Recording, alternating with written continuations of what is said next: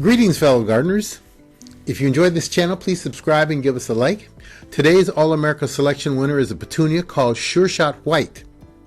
The Sureshot petunias are a series of flowers that can withstand just about any bizarre weather conditions. Whether in garden beds, containers, or hanging baskets, Sureshot White will thrive come rain or shine, heat or cold. This one is a regional winner and performs best in the Great Lakes and the West-Northwest regions. The petunia produces 2 to 3 inch pure white flowers from spring to frost. The flowers stay clear and bright and is a constant bloomer all season long. Sureshot White reaches only 8 to 10 inches in height and forms a mounded habit, so the spacing between plants should be 16 to 22 inches. Again, consult the All-America Selection website for availability and vendors for this outstanding petunia.